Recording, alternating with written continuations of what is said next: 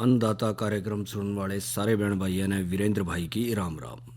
किसान भाइयों, आज हम अपने कार्यक्रम की शुरुआत करेंगे चर्चा से, जिसमें हम करेंगे चर्चा बाग लगाने से पहले मिट्टी की जांच व नए बाग लगाने की वैज्ञानिक विधि।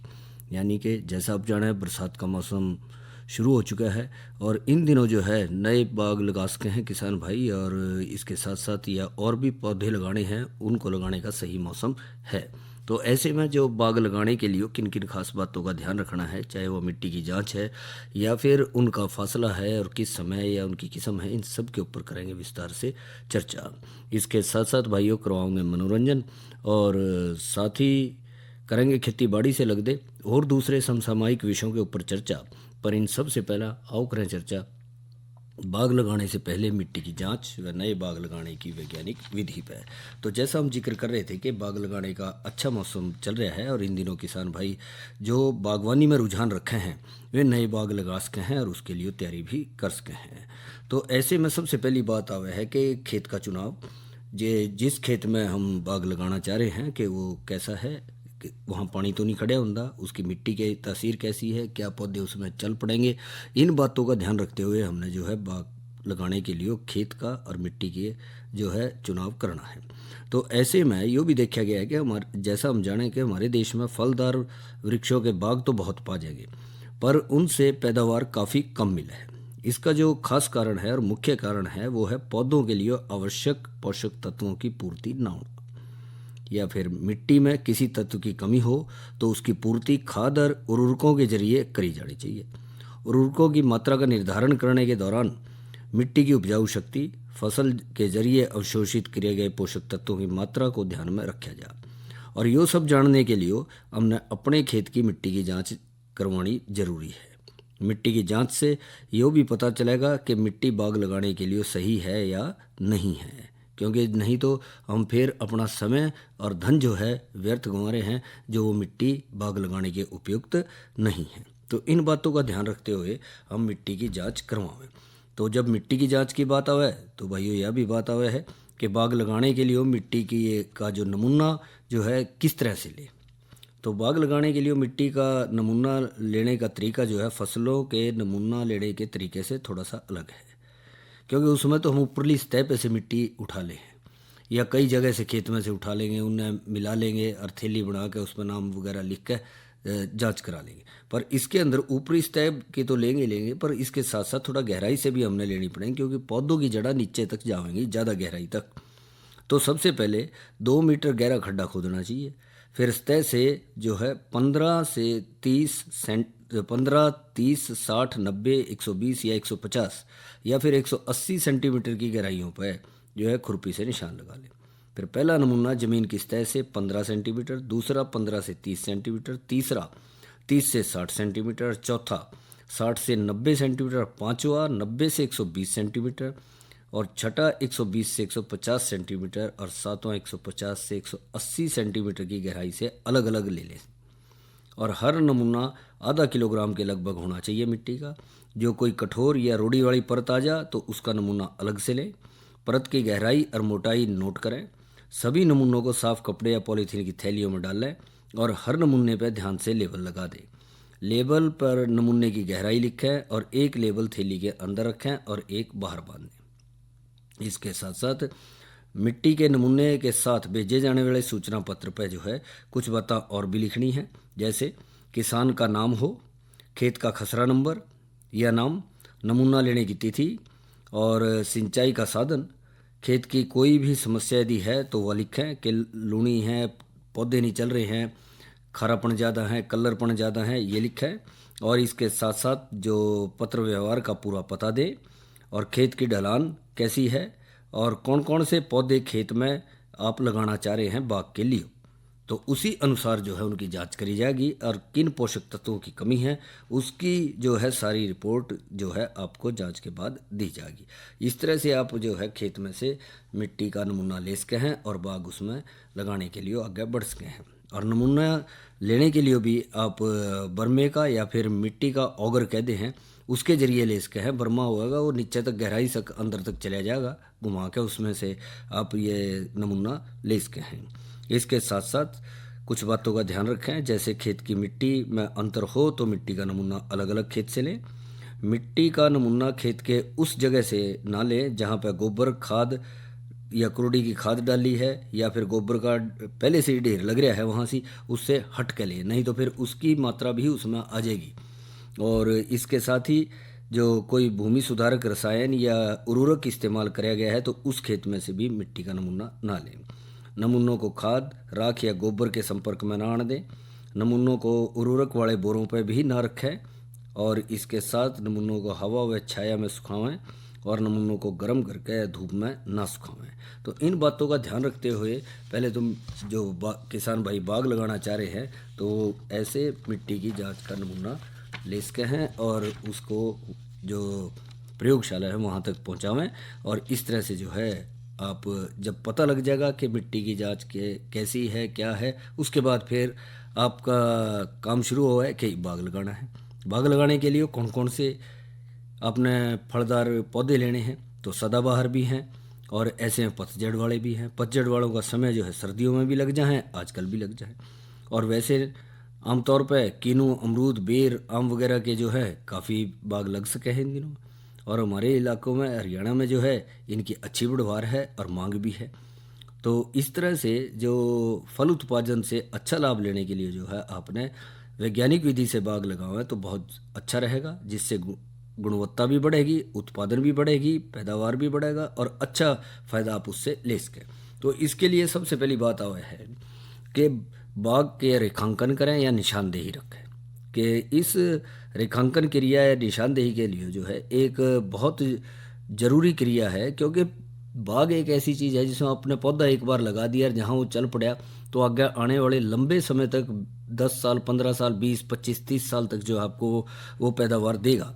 तो इसलिए आप बार बार उसकी जगह नहीं बदल सकते। तो सुनिश्चित करें कि कौन सा किस तरह का पौधा आप ले रहे हैं, कौन सी किस्म के पौधे ले रहे हैं और जितना उनका फासला है जो बताया गया है उतनी दूरी उसके अंदर रखें, जिससे कि दूसरी कृषि क्रियाएं भी साथ साथ हो सकें और पौधों को अपने फैलाव का, बढ़वार का जो है पर्याप्त स्थान मिले, तंग ना हो, जिससे कि पैदावार पर कोई असर ना पड़े। और इस तरह से प्रति किले के हिसाब से पौधों की संख्या सुनिश्चित करें और हर फलदार पौधे को बढ़वार के लिए पर्याप्त स्थान मिले, इस बात का ध्यान रखते हुए जो है आप अपने बाग को लाइनें लगावें, पौधों के निशान लगावें और वहाँ पे फिर गड्ढे खोदें बराबर, जिससे कि आप उसमें अपनी कृषि क्रियाओं के साथ साथ शुरुआती अवस्था में कोई फसल भी ले सके हैं। इसके अलावा कई विधियां आ जाएं जिसमें वर्गाकार विधि है, आयताकार विधि है, त्रिभुजाकार विधि है, षटभुजाकार विधि है और पूरक विधि भी आ जा है जी। क्योंकि वर्गाकार विधि की बात करें तो यह सबसे आसान है और इस प्रकार के रेखांकन में और पौधे लाइन से लाइन की दूरी एक समान रखी जाए। आयताकार में यह विधि भी वर्गाकार के ही समान है, बस अंतर इतना है इसमें पौधे से पौधे की दूरी लाइन से लाइन की दूरी से कम हो गई। त्रिभुजाकार विधि में, इस विधि में भी जो लाइन और पौधे की आपस की दूरी वर्गाकार विधि की तरह होगी, बस अंतर ये है कि इसमें दूसरी लाइन में पौधे पहली लाइन के मध्य में लगाए जाएंगे। और षटभुजाकार विधि में, इस विधि में 6 वृक्ष जो हैं एक षटभुजाकार आकृति तैयार करें या फिर 7वां पौधा जो है वो आकृति के केंद्र में रहेगा। और इस तरह से इस विधि को रेखांकन करके ना थोड़ा मुश्किल रहे और इसमें थोड़ा यो भी देखा गया दूसरी कृषि क्रियाएं करने में भी थोड़ी दिक्कत आएगी और इसमें 15% ज़्यादा पौधे लगाए जा सकें, इसका फ़ायदा यो है। और पूरक विधि वर्गाकार विधि का ही एक सुदृढ़ रूप है। इसके अनुसार वर्ग के केंद्र में भी एक पौधा लगाया जाए और इस विधि से जो है वर्गाकार विधि से लगभग 2 गुणे ज़्यादा पौधे लगाए जा सके हैं जो कि केंद्र में पौधा लगा रहे हैं, तो तेज़ी से बढ़ने वाला और मुख्य फसल से जल्दी परिपक्व हो जाए। इस तरह इनके साथ साथ पपीता, केला, फालसा जो फल के पौधे हैं वो वर्ग के केंद्र में लगाए जा सके हैं और कुछ सालों के बाद जब मुख्य पौधा अपना पूरा जगह घेर लेगा, छतरी अच्छी बना लेगा, तो ये बीच वाले पौधे निकाले जा सके हैं। इसके साथ साथ भाइयों बात आवा है कि जब बाग लगाने जा रहे हैं तो उसके लिए खड्डे भी खोदने पड़ेंगे और थोड़े बनाने पड़ेंगे। तो जब यो आपकी निशानदेही या रेखांकन की क्रिया जो है पूरी होगी तो जहां आपने निशान लगाए थे उन स्थानों पर खड्डे खोदें। पौधे लगाने के लगभग 1 महीने पहले जो खड्डे खोद लें चाहिए वे उचित रहेंगे खड्डे की उचित दूरी पर 1 मीटर गुणा 1 मीटर और 1 मीटर आकार के खड्डे खोदे जा सके हैं। और ये खड्डे खोद के जब खोद लें तो खड्डे खोदने के थोड़े दिन बाद गोबर की अच्छी गली सड़ी तैयार खाद 1 से 1.5 किलोग्राम सुपर फास्फेट मिट्टी में मिलाकर खड्डों में भर दें। बरसात के मौसम में पौधे लगाने के लिए जो है हम पहले ही तैयारी कर ले हैं। वैसे आमतौर पर देखा जाए कि जहाँ तक सदाबहार पौधों का सवाल है तो हरियाणा प्रदेश में ज़्यादातर सदाबहार पौधों का सही समय जो लगाने का है वो अगस्त और सितंबर के महीने का है। वैसे तो बहुत से पौधे जैसे पतझड़ वाले हैं फरवरी मार्च में भी लगाए जा सके हैं, पर अच्छे रोग रहित पौधे प्रमाणित नर्सरी से लेने के बाद आप आजकल के दिनों में भी लगा सके हैं। जिन्होंने पहले से तैयारी कर रखी है उनके पौधे लगा सके हैं, जिन्होंने नहीं करी है तो वो अभी से अपने खेतों में खड्डे खोद कर तैयार कर लें और अगले महीने जो है या फिर सितंबर में आप उनमें पौधे लगा सके हैं। और इस तरह से जब देख रहे हैं तो थोड़ा सा फसल जो फासला है उसका भी ध्यान रखना है। मिसाल के तौर पर लें, कलमी आम, चीकू और आंवला में 8 से 9 मीटर की दूरी रख सके हैं और एक किले में 56 से 72 पौधे जो है आ सके हैं। आम, कलमी, बौनी जो है किस्म उसमें 5 मीटर का फासला रखें, 156 पौधे आ सके हैं। अमरूद में 6 से 7 मीटर का फासला रखें और इसके अंदर भी जो है 110 से ज़्यादा पौधे आ जाएंगे। लीची में 8 मीटर का फासला रखा है, 72 पौधे जो है प्रति किले के हिसाब से आ जाएंगे। तो इस तरह अलग अलग जो है आप देखेंगे किसान भाई, पौधों की संख्या जो लाइन से लाइन का फासला है हम पौधों का ले रहे हैं या फिर पौधे से पौधे की दूरी ले रहे हैं उसके ऊपर निर्भर करे। और पौधे लगाने के लिए जो है खास ध्यान रखें कि मिट्टी के गोले को किसी भी प्रकार का नुकसान ना पहुंचे। घास पात, गोले की पैकिंग का सामान जो है वो बहुत सावधानी से गोले से अलग करें। पौधों को खड्डे में इस प्रकार से रखें कि रोपण का जुड़ाव जो है मिट्टी की सतह से कम 25 सेंटीमीटर ऊपर हो। पौधे लगाने के तुरंत बाद पानी दें और पौधे हमेशा जो है शाम के समय ही लगावें जिससे ठंडे मौसम में वो जड़ पकड़ने का समय उनको मिले। और पौधे लगाने के बाद बांस या फिर किसी सहारे की चीज़ से जो है उसके बराबर में डंडा वगैरह लगा दें जिससे पौधा टेढ़ा ना रहे और उसका तना सीधा रहे और वो सीधा ही जो है आकार लेगा, बढ़ेगा और किसी प्रकार का कोई टेढ़ापन उस पौधे में दिखाई नहीं देगा। जो हम सहारा नहीं देंगे तो अभी शुरुआती अवस्था में पौधों के तने जो हैं नाजुक हैं, हवा वगैरह में टेढ़े हो जाएं, इसलिए फिर वो टेढ़े ही चलने लग जाएं। तो इसलिए ज़रूरी है कि उसमें बांस का या किसी डंडे का सहारा देकर शुरुआती अवस्था में कुछ महीनों के लिए उनकी बढ़वार में उनकी सहायता करनी पड़ेगी। और इसके साथ साथ जो है अच्छी बढ़वार के लिए, अच्छे बाग तैयार करने के लिए सिंचाई का ध्यान रखें। मौसम के अनुरूप जो है अच्छी सिंचाई करते रहें समय समय पर जब भी ज़रूरत पड़े। और निर्भर करे है कि मौसम कैसा है, मिट्टी की कैसी है और इसके साथ साथ जो है पौधों की ज़रूरत कैसी है कि कितना ज़्यादा पानी उनको को ज़रूरत है, उसी अनुसार जो है उसके अंदर हम पानी दें। मौसम अनुरूप सिंचाई समय समय पर करें। ज़्यादा पानी हो रहा है तो पानी निकालने की व्यवस्था करी जाए और जो कम पानी दिखाई दे रहा है तो जल्दी जल्दी से हल्की सिंचाई की भी व्यवस्था करनी पड़ेगी। इसके साथ साथ जैसा आप जाने हैं कि मौसम के साथ साथ मौसमी खरपतवार जो है फसलों में बढ़वार करे हैं और ऐसे में बागवानी में भी देखा गया है कि बहुत से खरपतवार बढ़ जाएं तो उन खरपतवारों को भी रोकें और समय समय पर खेतों में जो है नड़ाई गुड़ाई करते रहें। पौधों की जड़ों के आसपास खरपतवार पनपड़ ना दें और सारे बाग को जो है खरपतवार रहित रखें और उसके साथ साथ जो है नड़ाई गुड़ाई समय के अनुसार उसमें करें जैसा खरपतवार की बढ़वार दिख रही है।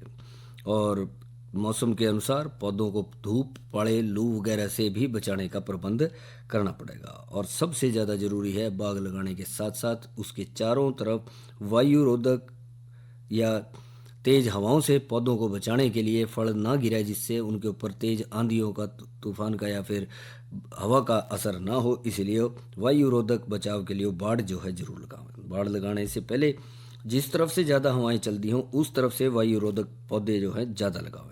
और इसके लिए जंगल जलेबी, अर्जुन जामुन, शहतूत जामुन और पेड़ वगैरह पेड़ या फिर इमारती लकड़ी के पौधे बहुत से भाई सफ़ेदे के लगा दें हैं, पॉपुलर की 3-3 लाइनें लगा दें हैं, सफ़ेदे की भी दूरी तीरी लाइन लगा दें हैं या कई शीशम के पौधे जो हैं लगा दें हैं कि लंबे समय से चलेंगे वो बन जाएंगे हो जाएंगे।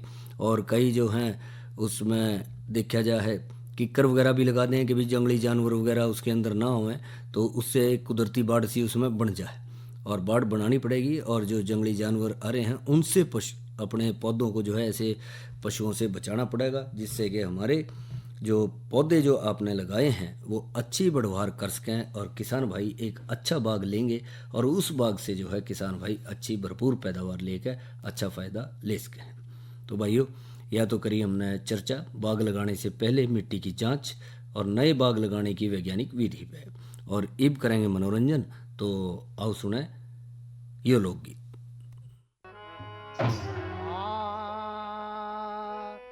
आधी रात अंधेरी में मेरी ननद कड़े चली रे, जाऊं सू मैं खर के बीच जित बैठे पावे पाली री। आधी रात अंधेरी में मेरी ननद कड़े चली रे।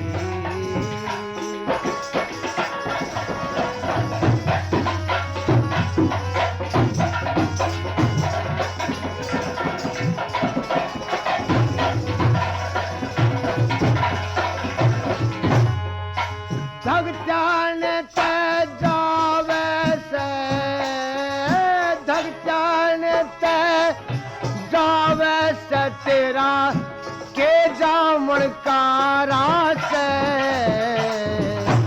ईब मिलूंगी पाली ते मन मिलने का चासे, तड़के न मिल जाएगा पाली के और किते दास, उस पाली के नाका मेरी छाती के मैं घाट, लोग देखेवा खावे से तू, लोग देखेवा खावे से तू दुनिया की गाली। झटपट संकल खोल दिए क्यों वार कर ढाली री। आधी रात अंधेरी में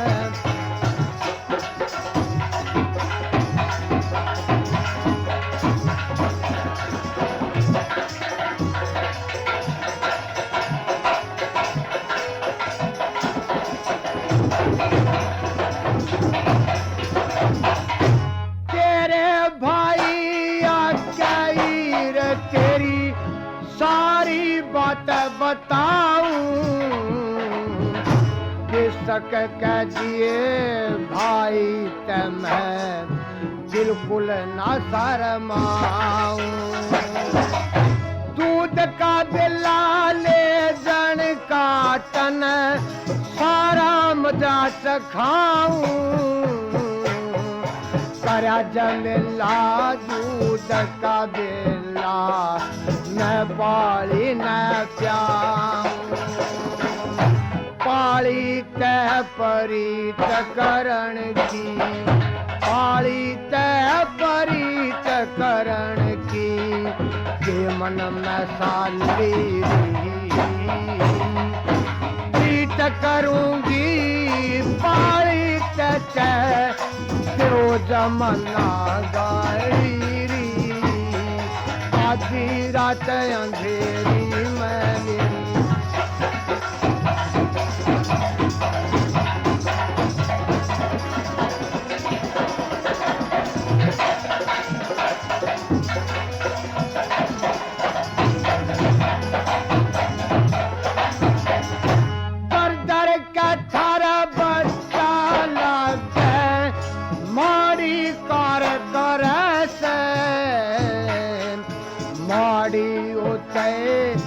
अच्छी हो पाड़ी इंतजार करे से, तड़के न मिल जाएगा पाली क्यों तकरार करे से।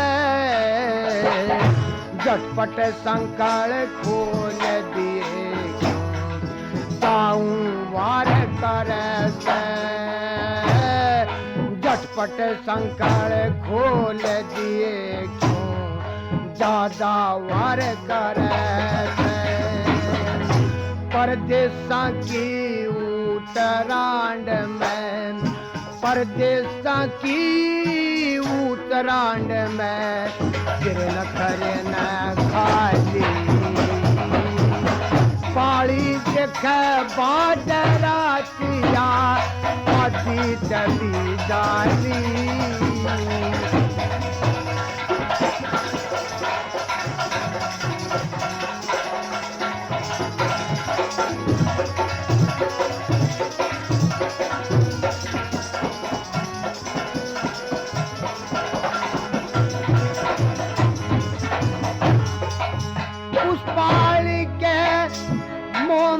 फंस के उस पाली के मुंह में फंस के छोड़ा नाना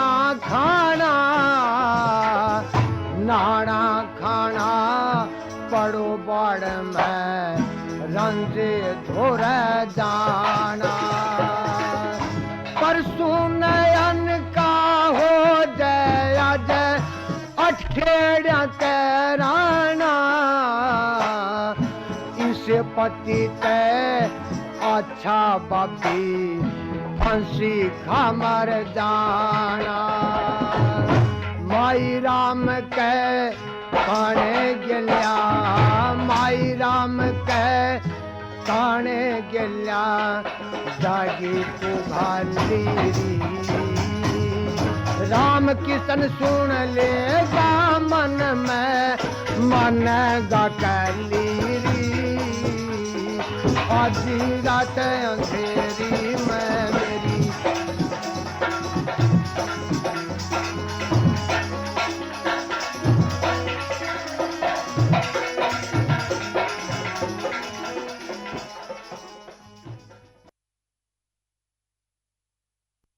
आधी रात अंधेरी में, यह तो सुनी रागनी ज्ञानी राम की आवाज में। और भाइयों अब करेंगे चर्चा मौसम की जानकारी पे। तो जहाँ तक आज के अधिकतम तापमान का सवाल है, अधिकतम तापमान रहा 37 डिग्री सेल्सियस और न्यूनतम रहा 26 डिग्री सेल्सियस और हवा में नमी की मात्रा रही 52%। और कल का जो है अधिकतम तापमान 36 डिग्री सेल्सियस और न्यूनतम 26 डिग्री सेल्सियस रहने की संभावना है। कल का जहाँ तक कृषि कार्यक्रम का सवाल है तो उसमें चर्चा का विषय रहेगा केचुआ की खाद बनाने की विधियाँ और प्रबंधन। नई फसल नई उमंग के तहत चर्चा करेंगे नींबू वर्गीय बागों की देखभाल पे और जानकारी देंगे प्राकृतिक खेती के अंतर्गत संजीवक खाद कैसे बनाएं और उसके उपयोग पे। और भाइयों अब देंगे जानकारी वर्षा ऋतु में मधुमक्खी वंशों के प्रबंध के बारे में। तो जैसा आप जाने हैं कि मधुमक्खी पालन स्वास्थ्य, आर्थिक और पर्यावरण की नज़र से एक लाभदायक व्यवसाय है जिसको के बहुत से किसान भाई अपना रहे हैं। और मधुमक्खी परागण जो है एक सस्ती और सशक्त प्रणाली है जिससे कि न केवल फलों और फसलों, सब्जियों और दूसरी प्रकार की फसलों के बीज उत्पादन में काफ़ी बढ़वार जो है इससे हुआ है और इसके साथ साथ स्वयं परागित फसलें भी मधुमक्खी परागण के बाद ज़्यादा और गुणयुक्त बीज और फल का जो है पैदावार दे हैं।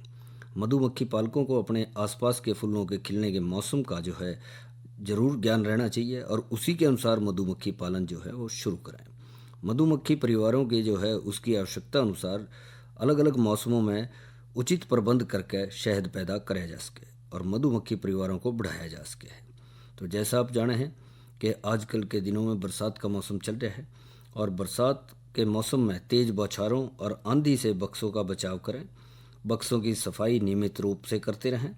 बरसात के समय में जो दो समस्याओं का अंदेशा ज़्यादा रहा है, एक तो मोमी कीड़े का प्रकोप और दूसरा वातावरण में ज़्यादा नमी। मोमी कीड़े से मधुमक्खी वंश को बचाने के लिए बक्सों के प्रवेश द्वार के जो है थोड़ा छोटा रखें और बक्सों को ज़्यादा वातानुकूलित करने के लिए उसके अंदर लकड़ी के ढक्कन की जगह जो है जाली का ढक्कन लगा दें और बक्सों को खुली हवा में रखा जाए।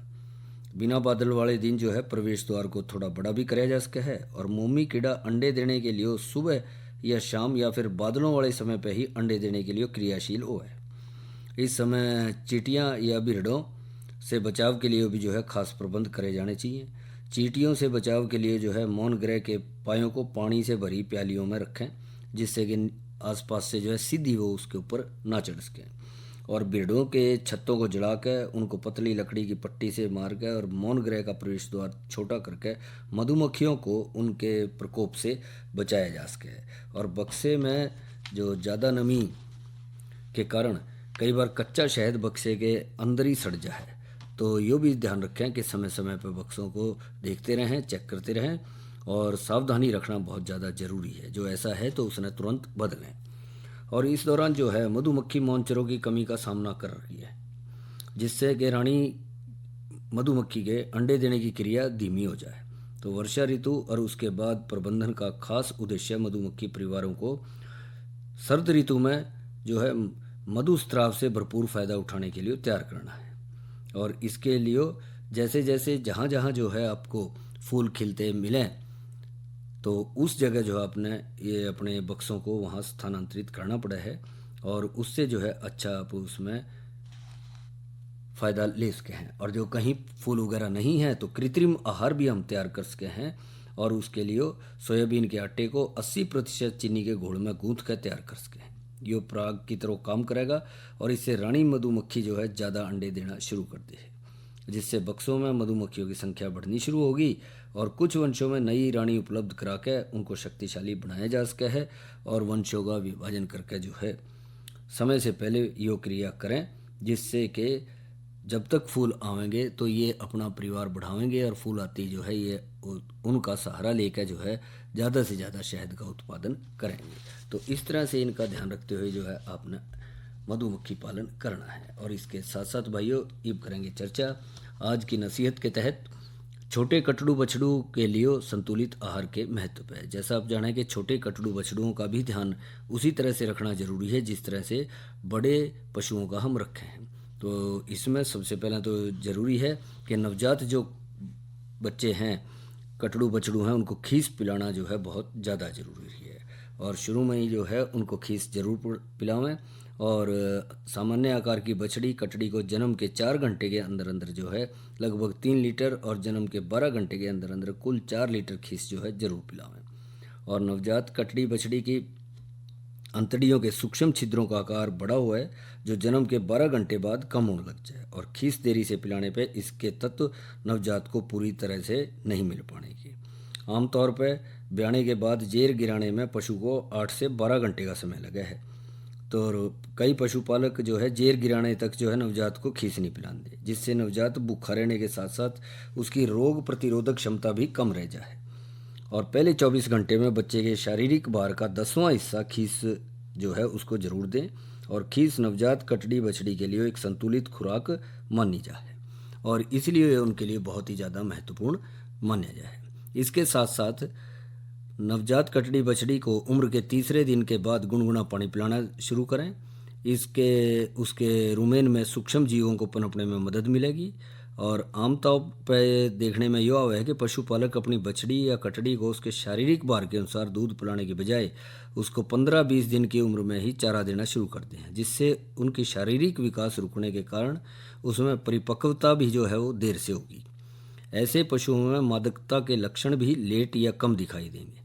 2-3 सप्ताह से बछड़ी कटड़ी को दूध पिलाना कम कराया जा सका है, जिसके स्थान पर उनको काफ स्टार्टर यानी शुरुआती दाना दिया जा सका है। दलिए को काफ स्टार्टर के रूप में दे सके हैं।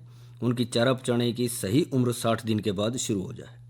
बछड़ी या कटड़ी की जो आम प्रवृत्ति है कि उनको जो है शुरू में ही चारा ज़्यादा ना दें, धीरे धीरे उनको चारा खिलाना दिया जाए। उसके साथ साथ जो है दलिया वगैरह उनको दे सकें। और 3 माह की आयु तक दूध के साथ साथ काफ स्टार्टर और बच्चे की इच्छा अनुसार हरा घास भी जो है उनको दे सकें हैं, जिससे कि पशु जो है अपनी अच्छे से धीरे धीरे बढ़वार करेंगे, एकदम उनको ज़्यादा ना दें। और इसी तरह से समय समय पर उनको पेट के कीड़ों की दवाई भी जो है पशु चिकित्सक की सलाह से समय समय पर उनको ये भी दी जाए। तो भाइयों, यह तो करी चर्चा हमने आज की नसीहत के तहत छोटे कटड़ू बछड़ू के लिए संतुलित आहार के महत्व पे। और इसी के साथ हमारे आज के अन्नदाता कार्यक्रम का समय समाप्त होया। तो वीरेंद्र भाई ने इजाज़त दो। अच्छा भाइयों,